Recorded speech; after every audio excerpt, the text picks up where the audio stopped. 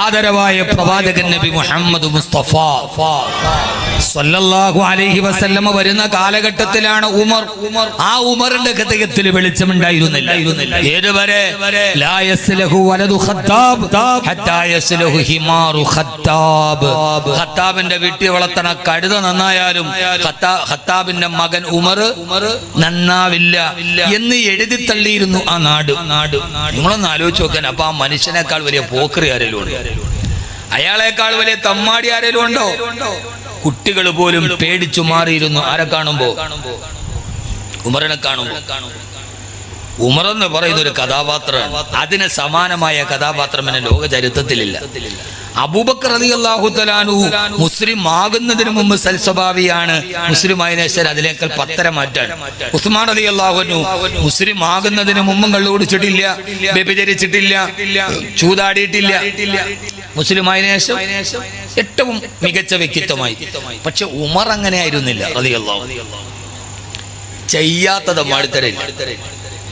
അങ്ങനെ ഒരാൾ വരുമ്പോ നമ്മൾ മനസ്സിൽ അതിന് തത്തുല്യമായൊരു കഥാപാത്രം, ഒരു റൊമാൻറ്റിക് ഭാവനക്ക് പോലും. ഇനിയിപ്പോ വിക്ടർ യൂഗോ ഒരു നാടകം എഴുതിയാൽ ആ നാടകത്തിൽ ഇങ്ങനെ ഒരു കഥാപാത്രത്തെ സൃഷ്ടിക്കാൻ കഴിയില്ല. അതാ ഉമർ. എനിക്ക് ചരിത്രത്തിൽ ഏറ്റവും ഇഷ്ടപ്പെട്ട വ്യക്തിയാണ് ഉമർ. കാരണം ഞാൻ ഹാഫിളായ ഉടനെ ഞാൻ എൻ്റെ പ്രസംഗ ജീവിതം തുടങ്ങുന്നത് ഉമർ റളിയല്ലാഹു തആല ജീവചരിത്രം വായിച്ചിട്ടാണ്. പൊടിപ്പും തങ്ങലും വെച്ച് 17ാമത്തെ വയസ്സിൽ ഞാൻ എൻ്റെ പ്രസംഗം തുടങ്ങുന്ന സമയത്ത് പ്രസംഗിക്കുന്ന ഒന്നാണ് ഉമർ. പക്ഷെ പിന്നീട് പരിചയപ്പെടുമ്പോ എന്റെ ചെറുപ്പക്കാരോട് ഒന്ന് ആലോചിച്ചു നോക്കൂ. ഉമർ എന്ന് പറഞ്ഞാൽ വിട്ടുവീഴ്ചയില്ല, സ്നേഹമില്ല മനസ്സിൽ, ക്രൂരനായ മനുഷ്യൻ. സ്നേഹം എന്ന് പറയുന്ന വിട്ടുവീഴ്ച, ഉദാരത, അല്ലെങ്കിൽ ഒരു എന്താ പറയുക, അലിവ് പോലും ഉമറിന്റെ ഹൃദയത്തിലില്ല. അതാണ് ഉമർ. ആ ഉമർ മാറിയത് എങ്ങനെയാണ്? ഖുർആന്റെ ഒറ്റ ആയത്ത്. വേറെ മാറാനൊന്നും ഉണ്ടായിട്ടില്ല. ആരാ ഉമർ? രാവിലെ ഉക്കാല ചന്തയിലേക്ക് വരും. ആ ചന്ത തുറക്കുന്നതിന് മുമ്പ് ഫുട്പാത്ത് കച്ചവടക്കാരുണ്ട്. നമ്മുടെയൊക്കെ നാട്ടിൽ ഇപ്പൊ ചന്ത നടക്കുമ്പോ ഇവിടെ ചന്ത നടക്കാറില്ലേ? കൊട്ടുകാട അതോ ചവറയാ? കൊട്ടുകാട് ചന്തയുണ്ട്. അപ്പൊ അവിടെ രാവിലെ മാർക്കറ്റ് തുടങ്ങും. അതിന്റെ വെളിയിൽ വെയിലത്തൊക്കെ നിൽക്കുന്ന ഫുട്പാത്ത് കച്ചവടക്കാരുണ്ടാവും ഇല്ലേ? സർവ്വതും എന്ന് പറഞ്ഞാൽ നമുക്ക് അത്യാവശ്യമുള്ള സാധനങ്ങളൊക്കെ വെളിയിൽ വിൽക്കുന്ന സർവ്വ ആളുകളും ഫുട്പാത്ത് കച്ചവടക്കാർ. ആ ഫുട്പാത്ത് കച്ചവടക്കാരെ പോലെ ഉക്കാല ചന്തയിൽ കുറെ കച്ചവടക്കാരും. അവർ രാവിലെ നേരം പുലർന്നതേയുള്ളൂ. സാധനങ്ങളൊക്കെ എടുത്ത് വെളിയിലേക്ക് അടുക്കി വെക്കുകയാണ്. ആ സമയത്താണ് മക്കയിലെ ഏറ്റവും വലിയ അതിപ്രശസ്തനായ ഗുണ്ട അവിടേക്ക് കടന്നു വരുന്നത്. ഖത്താബിന്റെ മകൻ ഉമർ. സാധനങ്ങൾ പറക്കി വെക്കാൻ ആ പറക്കി വെക്കുന്നവന്റെ മുമ്പിൽ വന്നിട്ട് പറഞ്ഞു, എടുക്കടാ 20 ദിർഹം. അയാൾ ദയനീയതയോടുകൂടി ഫുട്പാത്ത് കച്ചവടക്കാരൻ ഉമറിന്റെ നേരെ നോക്കിയിട്ട് പറഞ്ഞു, ഉമറേ, കച്ചവടം തുടങ്ങിയിട്ടില്ല, ആളുകൾ വരാൻ തുടങ്ങിയിട്ടില്ല, സാധനങ്ങൾ എടുത്തിട്ട് ഞാൻ നിരത്തി വെക്കാൻ തുടങ്ങിയതേയുള്ളൂ. എന്റെ കയ്യിൽ ഒരു ദിർഹം പോലും ആദ്യത്തെ കൈനീട്ട കച്ചവടം കിട്ടിയിട്ടില്ല. ഉമറേ, നീ പോയിട്ട് ഒരു 20 മിനിറ്റ് കഴിഞ്ഞു വന്നാൽ എന്തെങ്കിലും കച്ചവടം നടക്കും. ആ കച്ചവടത്തിൽ നിന്ന് കിട്ടുന്ന ആദ്യത്തെ പൈസ നിനക്ക് ഞാൻ തന്നേക്കാം ഉമറേ എന്ന് ഉമറിന്റെ സ്വഭാവം അറിയാവുന്ന കച്ചവടക്കാരൻ പേടിച്ചു പറച്ച് കൈകുപ്പിയിട്ട് ഉമറിനോട് പറഞ്ഞു.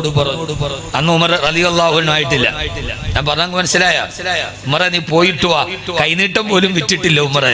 നിങ്ങളൊന്ന് ഹൃദയത്തിലേക്ക് ഇറക്കി. ആ ഉമറിന് കൈനീട്ടം പോലും വിറ്റിട്ടില്ല ഉമറെ. ഇവിടത്തേക്ക് ഏത് ഗുണ്ടയാണെങ്കിലും ചിലപ്പോ കത്തി ഒന്ന് മീശലൊക്കെ വരച്ചിട്ട് 20 മിനിറ്റ് കഴിഞ്ഞ് ഞാൻ വരും, തന്നില്ലെങ്കിൽ കൊടല് ഞാൻ ഊരിയെടുക്കും. അല്ലേ? നമ്മുടെ നാട്ടിലെ കുറച്ച് പേടിപ്പെടുത്തുന്ന ആളുകൾ, കുറച്ച് വീരവാദം പറഞ്ഞ ആളുകൾ അങ്ങനെയല്ലേ പറയാ? നിങ്ങളെ കണ്ടിട്ട് നിങ്ങളെ പോകാൻ കണ്ടിട്ട് ഒന്നും നിങ്ങൾക്ക് പരിചയമില്ല. നിങ്ങൾ വല്ലാത്ത മുത്തക്കിങ്ങളാണല്ലേ. ഇതൊന്നും കേട്ടിട്ട് ഒരു പരിചയവും നിങ്ങൾക്ക് ഇല്ലാത്ത മാതിരി. യഥാർത്ഥത്തിൽ ഒരാൾ ഏറ്റവും അതിക്രൂരനും അങ്ങനെയല്ലേ പറയൂ. ഉമറിനോട് കൈയാദിച്ചിട്ട് പറഞ്ഞു, ഉമറേ, ആദ്യത്തെ കൈനീട്ടം പോലും വെച്ചിട്ടില്ല, നീ പോയിട്ട് 20 മിനിറ്റ് കഴിഞ്ഞ് തിരിച്ചു വാ ഉമറേ. ഉമർ എന്ത് ചെയ്തെന്നറിയോ? അരയിൽ കിടക്കുന്ന മൂർച്ചയുള്ള വാള് വലിച്ചൂരി ആ കച്ചവടക്കാരന്റെ കഴുത്തിലെ കാഞ്ഞുവെട്ടി. അയാളുടെ ശിരസറ്റ കമന്നം മറുഭാഗത്തേക്ക് മലന്നു വീണപ്പോ ആ മലന്നു വീണ മനുഷ്യന്റെ കയ്യിലേക്ക് വലത്തെ വലത്തെ കാലുകൊണ്ട് ചവിട്ടി ഇടത്തെ കയ്യിലിരിക്കുന്ന കത്തി കൊണ്ടവന്റെ കൈപ്പത്തിയിൽ കുത്തി ആ കൈ മുകളിലോട്ട് വലിച്ചെടുത്ത കയ്യെ കത്തിയിൽ കുത്തിയിട്ട് വാളിന്റെ തലപ്പത്ത് കുത്തിയിട്ട് പൊക്കിയെടുത്ത ആ കയ്യിൽ ഇടത്തെ കൈ കൊണ്ട് പിടിച്ച് ആ മനുഷ്യന്റെ ശിരസറ്റ കബന്ധം ചോരയിൽ കുളിച്ചു കിടക്കുന്ന കച്ചവടക്കാരന്റെ വലത്തെ കയ്യിലെ തള്ളവരൽ തന്റെ വാള് കൊണ്ട് വെട്ടിയെടുത്ത് ആ വെട്ടിയെടുത്ത തള്ളവരൽ തന്റെ കഴുത്തിൽ കിടക്കുന്ന മാലയിൽ ഒരു മുള്ളുകൊണ്ട് കോർത്ത് കഴുത്തിൽ മാലയിൽ കെട്ടിത്തൂക്കിയിട്ടു. ആ നിരപരാധിയായ മനുഷ്യന്റെ കൈവിരലിലൂടെ ഒലിച്ചിറങ്ങുന്ന ചുടുരക്തം ഉമറിന്റെ നെഞ്ചകത്തിലൂടെ ഒലിച്ചിറങ്ങുമ്പോ ഭയചകിതരായിരുന്ന ആ കമ്പോളത്തിലെ അടുത്ത കച്ചവടക്കാരന്റെ മുമ്പിൽ പോയിട്ട് പറഞ്ഞു, ഉമറിന്റെ വാളിന്റെ തലപ്പിലൂടെ ആ മനുഷ്യന്റെ രക്തം ഇറ്റിട്ട് വീഴുന്നുണ്ട്, എടുക്കടാ 20 ദിർഹം. ആ മനുഷ്യൻ പേടിച്ചരണ്ട് തന്നെ മടിശീലയിൽ നിന്ന് ദിർഹം എടുത്ത് ഉമറിന്റെ കയ്യിലോട്ട് കൊടുത്തപ്പോ അവിടെ നിൽക്കുന്ന മുഴുവൻ കച്ചവടക്കാരുടെ നേരെ നോക്കിയിട്ട് വാള് ചുരട്ടിയ ഉമർ, ഈ ഉമറിന് ഇപ്പോൾ 20 ദിർഹം തന്നില്ലെങ്കിൽ എന്റെ മാലയുടെ മുള്ളിൽ കോർത്ത് കിടക്കുന്നത് അടുത്തത് നിന്റെ തള്ളവരലാകുമെന്ന് പറയാതെ പറഞ്ഞ ഖത്താബിന്റെ മകൻ ഉമർ, മനസ്സിലെ അറിവില്ലാത്ത ഉമർ, വിട്ടുവീഴ്ചയില്ലാത്ത സ്നേഹം കരുണ എന്തെന്ന് വികാരം അറിഞ്ഞില്ലാത്ത ഖത്താബിന്റെ മകൻ ഉമർ, ഈ ഉമറാണ് ഊരിപ്പിടിച്ച വാളുമായിട്ട് അല്ലാഹുവിന്റെ റസൂലിന്റെ കഴുത്ത് വെട്ടാൻ പോകവേ ആ പോകുന്ന വഴിയിലാണ് സഹോദരി ഫാത്തിമയുടെ വായിൽ നിന്നൊരു വാക്ക് കേൾക്കുന്നത്, ബിസ്മില്ലാഹിർ റഹ്മാനിർ റഹീം, ത്വാഹ ത്വാഹ. അതേവരെ അറബി ഭാഷയിൽ താൻ സംസാരിച്ചു കൊണ്ടിരുന്ന 2 അക്ഷരങ്ങൾ കൂട്ടിച്ചേർത്തിട്ട് സഹോദരി ഫാത്തിമയുടെ നാവിലൂടെ ഒരു ശബ്ദം വരുമ്പോ ഉമർ ചിന്തിച്ചു, പത്ര ഇത് എന്തോ ഒരു സുന്ദരമാണ് ഇത് കേൾക്കാൻ. കാട്ടാളന്റെ കാലിൽ ചങ്ങല കെട്ടിട്ടതുപോലെ പിടിച്ചു നൽകിയപ്പോ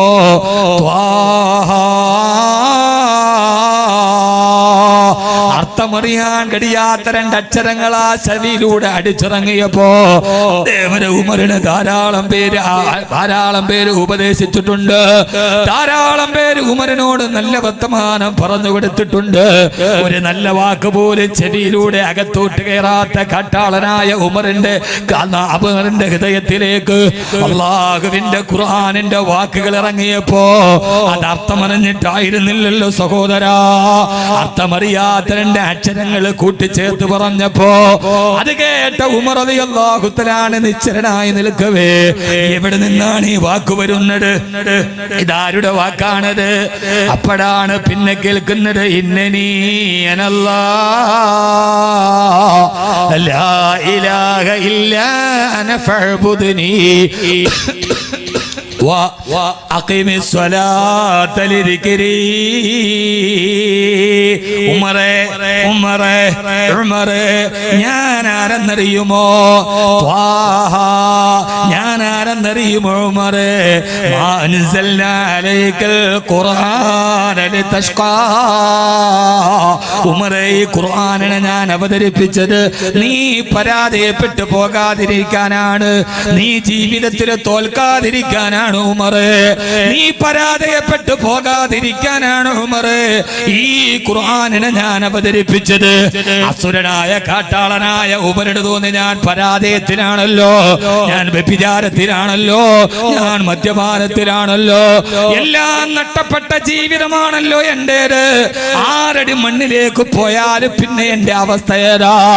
സഹോദരാ, 20 ദിർഹം ചോദിച്ചിട്ട് അരമണിക്കൂർ കഴിഞ്ഞ് വരാൻ പറഞ്ഞവന്റെ കൈവിരൽ വെട്ടിയെടുത്തിട്ട് കഴുത്തിന് മാലയായി കോത്തിട്ട ഉമറാണ്.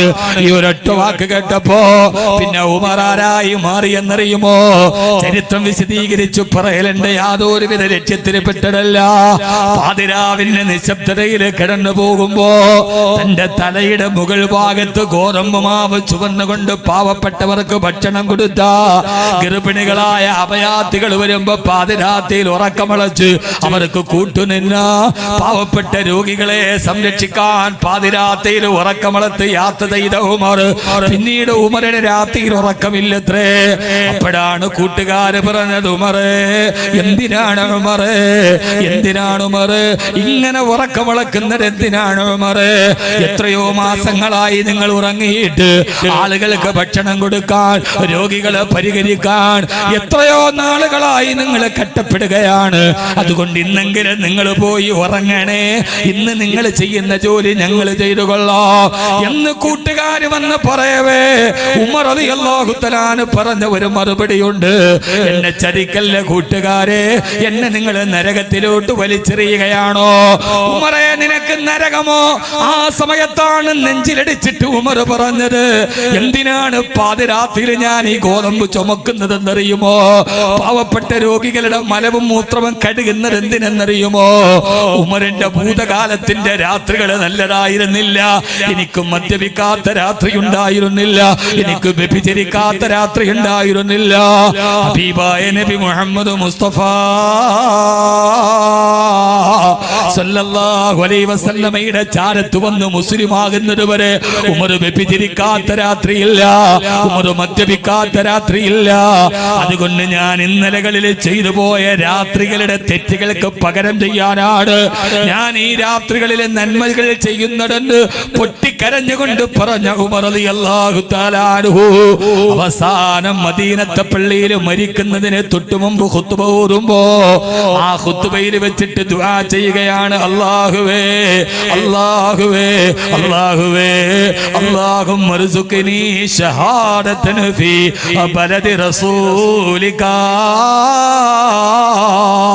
അല്ലാഹുവേ അല്ലാഹുവേ എനിക്ക് മരിക്കുന്ന സമയം ഹബീബായ നബി തങ്ങളുടെ മദീനയിൽ കിടന്ന് ഷഹീദായി മരിക്കണം റബ്ബേ. ഉമറിന്റെ അവസാനത്തെ ആഗ്രഹം ഇതാണ്. എന്റെ പ്രിയപ്പെട്ട ചെറുപ്പക്കാരോട്, എന്റെ പ്രിയപ്പെട്ട ശുഭിത യൗവനത്തോട് ആരൊക്കെയോ പറയുന്നത് കേട്ട് അന്ധകാരത്തിന്റെ വിളനിലങ്ങളിലൂടെ നടന്നുപോയ, ശപിക്കപ്പെട്ട നിഷ്ക്രിയത്വത്തിന്റെ ഇരുണ്ട തുരുത്തുകളിലൂടെ നടന്നുപോയ അന്ധവിശ്വാസങ്ങളെയും അശ്ലീലങ്ങളെയും അനാചാരങ്ങളെയും ഹൃദയത്തിലോട്ട് ചേർത്ത് വെച്ച എന്നെ ആരും ഉപദേശിക്കണ്ടടാ എന്ന് പറഞ്ഞ ക്ഷുഭിത യൗവനമേ, ഈ കാട്ടാളനായ ഉമറിന് മരിക്കുന്ന സമയത്ത് ഏറ്റവും വലിയ ആഗ്രഹം ഏടെന്നറിയോ? എനിക്കെന്റെ ഹബീബായ മുത്തിന്റെ മദീനയിൽ കിടന്ന് മരിക്കണം. ഏത് മുത്തെന്നറിയുമോ? കഹ്ഫുൽ വറാ ശംസുൽ ളുഹാ ബദറുദ്ദുജാ. ആരുടെ കരുത്ത് വെട്ടാൻ കത്തിയുമെടുത്തിട്ട് പോകുമ്പോഴാണോ ഞാൻ ഇസ്ലാമിന്റെ വെളിച്ചം കണ്ടത്? ആരുടെ കരുത്ത് വെട്ടാനാണോ ഞാൻ എന്റെ ജീവിതത്തിൽ ഇറങ്ങി തിരിച്ചത്? അതേ നേതാവിന്റെ ചാരത്ത് കിടന്ന് എനിക്ക് മരിക്കണം. സഹാബത്തിനോട് ദുആ ചെയ്യുമ്പോ സഹാബത്ത് ആമീൻ പറയുന്നില്ല. ബഹുമാനപ്പെട്ട ഉമർ റളിയല്ലാഹു തആല മിമ്പറിൽ നിന്ന് വിളിച്ചു പറഞ്ഞു അത്രേ, സഹാബാ അമ്മിനൂ റഹ്മക്കുമുല്ലാഹ്. നിങ്ങളൊന്ന് ആമീൻ പറയണേ. ഇത് ഉമറിന്റെ അവസാനത്തെ ആഗ്രഹമല്ലേ? നിങ്ങളൊന്ന് ആമീൻ പറയാത്തതെന്താ? ഉമറെ, എങ്ങനെയാണ് ആമീൻ പറയുന്നത്? നിന്റെ ആഗ്രഹം നടക്കില്ലല്ലോ ഉമറെ. യുദ്ധം ചെയ്താലല്ലേ ഷഹീദാവാൻ പറ്റൂ. മദീനയിലെ യുദ്ധം പാടില്ലല്ലോ ഉമറെ. പിന്നെങ്ങനെയാ മദീനയിൽ നീ ഷഹീദാവുക? മദീനയിൽ വെച്ച് പിതാവിന്റെ കൊലപാതകയെ കണ്ടാൽ പോലും യുദ്ധം ചെയ്യരുതെന്നല്ലേ? മദീന എത്രയേറെ പവിത്രമല്ലേ? പക്ഷേ ഉമർ റളിയല്ലാഹു അൻഹു നിരാശനായില്ല. സഹോദരാ, എപ്പോഴും ദുആ ചെയ്തു, റബ്ബേ എനിക്കെന്റെ ഹബീബായ മുത്തിന്റെ മദീനയിൽ രക്തസാക്ഷിയായിട്ട് മരിക്കണം. അതുകൊണ്ടാണല്ലോ സുബഹി നമസ്കാരത്തിന് പള്ളിയിലേക്ക് പോകുമ്പോ അതിന് തലേ ദിവസം ചന്തയിലൂടെ മരിക്കുന്നതിന്റെ തൊട്ട് തലേ ദിവസം ചന്തയിലൂടെ നടക്കുമ്പോ അബൂ ലുലുഅ എന്ന മജൂസിയെ കണ്ടു. ഉമർ റളിയല്ലാഹു അൻഹു സഹാബത്തിന്റെ കൂടെ നടക്കാണ്. ചോദിച്ചു, അബൂ ലുലുഅ, നീ ഒരു ആസുകല്ലുണ്ടാക്കി എന്ന് പറയുന്നത് കേട്ടല്ലോ. അബൂ ലുലുഅ പറഞ്ഞു അത്രേ, ഞാനൊരു ആസുകല്ലുണ്ടാക്കിയിട്ടുണ്ട്.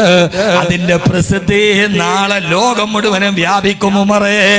ഭീഷണിയുടെ സ്വരത്തിൽ പറഞ്ഞപ്പോ ഉമർ റളിയല്ലാഹു അൻഹു സഹാബത്തിനോട് പറഞ്ഞു, സഹാബാ, ഇവൻ എന്നെ ഭീഷണിപ്പെടുത്തുകയാണോ എന്ന് പറഞ്ഞതിന്റെ പിറ്റേ ദിവസം പള്ളിയിൽ സുബഹി നമസ്കാരത്തിന് പോകുമ്പോഴാണ് ഉമർ റളിയല്ലാഹു തആല നിസ്കാരത്തിൽ കൈകെട്ടി നിൽക്കുകയാണ്. ഒന്നാമത്തെ റക്അത്ത് പൂർത്തിയായി. രണ്ടാമത്തെ റക്അത്തിലോട്ട് കിടക്കുമ്പോഴാണ് അബൂ ലുലുഅ പാഞ്ഞെടുക്കുന്നത്. ഇരട്ട തലയുള്ള, ഇരട്ട മൂർച്ചയുള്ള, രണ്ട് ഭാഗത്ത് ഇരുതല മൂർച്ചയുള്ള കടാര കൊണ്ട് ആദ്യം വയനെഞ്ചിലേ കാഞ്ഞുകുത്തി. ആഞ്ഞുകുത്തി. ഉമർ റളിയല്ലാഹു തആല അൻഹുവിന്റെ പൊക്കളിന്റെ മുകൾ ഭാഗത്തേക്ക് ആഞ്ഞുകുത്തി. ആ കുത്തിയ ഭാഗത്തിലൂടെ കുടൽമാലകൾ കീറി മുറിച്ച് കത്തിയുടെ ഒരു ഭാഗം അകത്തേക്ക് കയറി. ഉമർ റളിയല്ലാഹു അൻഹു ഓ എന്ന് നിലവിളിച്ചപ്പോൾ അബൂ ലുഅ്ലുഅക്ക് പരിഭ്രാന്തിയായി. ഉമർ മരിച്ചില്ലെങ്കിലോ? ആയോധന വിദഗ്ധനും അധികായനുമായ ഉമറാണ്.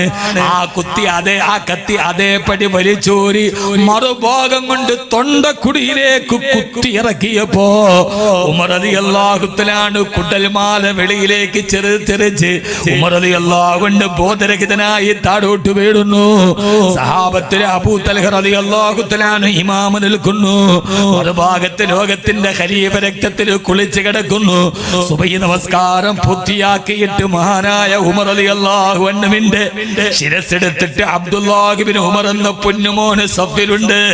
ഉപ്പാന്റെ ശരീരമെടുത്ത് മടിയിലേക്ക് ചേർത്ത് വെച്ചിട്ട് ബോധം തെളിഞ്ഞ ഉമർ റളിയല്ലാഹു തആല അൻഹു, പ്രിയപ്പെട്ട ഉമർ റളിയല്ലാഹു തആല അൻഹു, മോനെ അബ്ദുല്ലാ, എന്തേ ഉപ്പാ സുബഹിന്റെ സമയം കഴിയാറായോ അബ്ദുല്ലാ?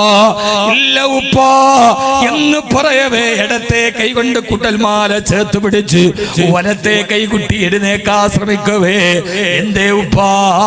എന്റെ സുബഹിയുടെ ഒന്നാമത്തെ റക്അത്ത് ഞാൻ നിസ്കരിച്ചിട്ടുള്ളൂ, രണ്ടാമത്തെ റക്അത്ത് ഞാൻ പൂർത്തിയാക്കിയിട്ടില്ല മോനെ. ഞാൻ മരിക്കുന്നതിന് തൊട്ടു മുമ്പ് ഒരു സുബഹി കളാക്കിയിട്ട് ഞാൻ എന്റെ റബ്ബിന്റെ മുമ്പിൽ എങ്ങനെയാ നിൽക്കുക? മരിക്കുന്നതിന് തൊട്ടു മുമ്പ് ഞാനൊരു സുബഹി കളാക്കിയിട്ട് എന്റെ റബ്ബിന്റെ മുമ്പിൽ എങ്ങനെയാണ് നിൽക്കുക? ഉമറിന്റെ ശരീരത്തിൽ ജീവനുണ്ടെന്നിരിക്കെ എന്റെ റബ്ബിനോട് ഞാൻ എന്ത് സമാധാനമാണ് പറയുക മോനെ അബ്ദുല്ലാ? ആരാ പറയുന്നത് സഹോദരാ?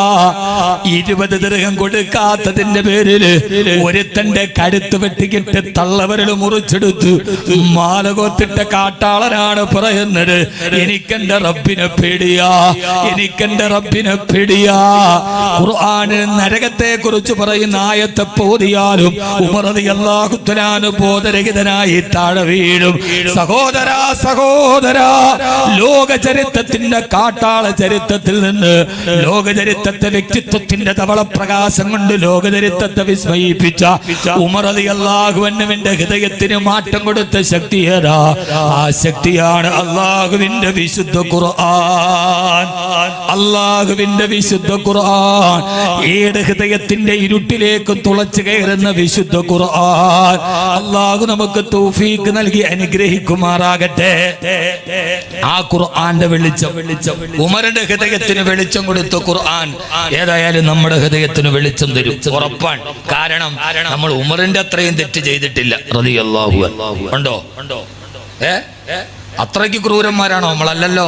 അപ്പൊ ഏതായാലും ഈ ഖുർആന്റെ അടുക്കലേക്ക് നമ്മൾ സഞ്ചരിച്ചാൽ ഇൻഷാ അല്ലാഹ് ഈ ഖുർആൻ നമ്മുടെ ഹൃദയത്തിന് വെളിച്ചം തരും, ഉറപ്പാണ്. അള്ളാഹു നമുക്ക് ഖുർആനിലേക്ക് എടുക്കാൻ അള്ളാഹു തൗഫീഖ് നൽകട്ടെ. ആമീൻ പറ മനുഷ്യന്മാരെ. അള്ളാഹു നമുക്ക് ആ ഖുർആനിലേക്ക് അള്ളാഹു നടക്കാൻ തൗഫീഖ് നൽകട്ടെ. ആമീൻ പറയ്. ഇന്നിപ്പോ ഒരു ജുസ് ഇന്നത്തെ ദിവസം ഖുർആൻ ഓതി ആരൊക്കെ ഉണ്ടെന്ന് കൈവക്കാൻ പറഞ്ഞ ഒരു ജുസ് ഇന്ന് ഖുർആൻ ഓതിയവർ കൈവക്കാൻ പൊക്കണ്ട, ഉള്ള ചീത്ത പേര് കളയണ്ട, അങ്ങനെ ഇരിക്കട്ടെ. ഞാൻ പറയുന്നത് നമുക്ക് എല്ലാമായിട്ടും ബന്ധമുണ്ട്. ഖുർആനുമായിട്ട് എന്താ ബന്ധം എന്ന് പറയ്.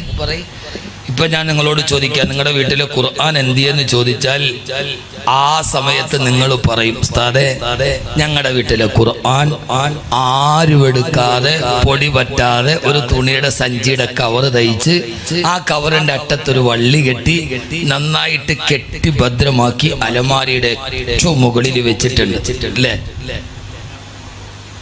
അല്ലേ? ഒന്ന് രണ്ട് പേരൊക്കെ പറയാം, ഒന്ന് രണ്ട് പേരൊക്കെ നാദിറക്കൽ മഅ്ദൂം അങ്ങനെ അല്ലേ? എന്താ അവനാനെ കുറിച്ച് ചോദിച്ചോ ഉണ്ടായിരിക്കണേ? യഥാർത്ഥത്തിൽ അങ്ങനെയല്ലേ നമ്മുടെ വീട്ടിലെ ഖുർആന്റെ അവസ്ഥ? ഖുർആൻ തൊടാതിരിക്കാനുള്ളത്, ഈ ഖുർആൻ ഓതാനുള്ളത്. എന്തെങ്കിലും അങ്ങ് പറഞ്ഞു പോണത് കൊണ്ടല്ലോ, വഅദ് കഴിയുമ്പോൾ ആർക്കെങ്കിലും ഈ ഖുർആൻ ഒന്ന് പഠിക്കണമെന്ന് തോന്നുന്നു. അല്ലാഹു തൗഫീഖ് നൽകട്ടെ. ഞാൻ കഴിഞ്ഞ ആഴ്ച എയർപോർട്ടിലേക്ക് യാത്ര ചെയ്ത ഒരു പാലക്കാടുകാരൻ എന്നെ വിളിച്ചോടും ഉസ്താദെ, ലോറി ഡ്രൈവറാണ്, നാഷണൽ പെർമിറ്റ് ലോറി ഓടിക്കല ജോലി. അതുകൊണ്ട് തന്നെ കയ്യിലില്ലാത്ത ഗുരുത്തക്കേടൊന്നും ഉണ്ടായിരുന്നില്ല. ഒരിക്കലും ലോറി വന്നപ്പോൾ എൻ്റെ കൂടെ ഇന്ന് ക്ലീനർ ഉസ്താദിന്റെ ഒരു പ്രസംഗം വെച്ചു, ഉമർ റളിയല്ലാഹു തആല അൻഹുവിന്റെ പ്രസംഗം. അത് കേട്ട് നന്നായതാ. പിന്നെ ഇപ്പൊ ഉസ്താദെ ദുശീലങ്ങളൊക്കെ ഉപേക്ഷിച്ചു, 5 വക്ത് നിസ്കാരമൊക്കെ ഉണ്ട്, ഉസ്താദ് ഒന്ന് ദുആ ചെയ്യണേ. ഒരു നാഷണൽ പെർമിറ്റ് ലോറിക്കാരൻ. ഉമറിന്റെ ചരിത്രം കേട്ടാ മാറാത്ത മനസ്സാരുടേതാ. അള്ളാഹു അദ്ദേഹത്തെ അങ്ങനെ നിലനിർത്തി കൊടുക്കട്ടെ. ഒരാമയും പറ മനുഷ്യന്മാരെ, ഒരു മനുഷ്യന്റെ ഹിദായത്തല്ല. ഉസ്താദെ ദുആ ചെയ്യണേന്ന് എന്നോട് പറഞ്ഞു. ഞാൻ ആ ഹക്ക് വീട്ടി അള്ളാഹു അദ്ദേഹത്തിന് ആ വെളിച്ചം നിലനിർത്തി കൊടുക്കട്ടെ.